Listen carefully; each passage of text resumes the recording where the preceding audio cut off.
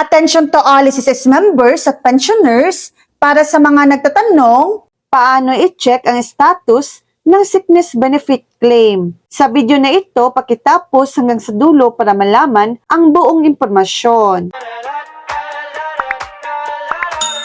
Kung gusto ninyong i-check ang status ng inyong SSS Sickness Benefit Claim, maaari ninyong gawin ang mga sumusunod. Una, mag-login sa inyong MyDaTSSS account. Pangalawa, pumunta sa benefits o claims at tingnan ang status ng inyong sickness benefit application. Pangatlo, suriin ang inyong registered email dahil nagpapadala ang SSS ng updates kung natanggap, naaprubahan, may kulang na requirements, o na-credit na ang benepisyo. Pang-apat, maaari rin ninyong gamitin ang My SSS mobile app upang tingnan ang status ng inyong sickness claim. Pang-lima, kung wala pa ring update, maaari kayong tumawag sa SSS o bumisita sa pinakamalapit na SSS branch para mag-follow up. So yan lang po ang latest update.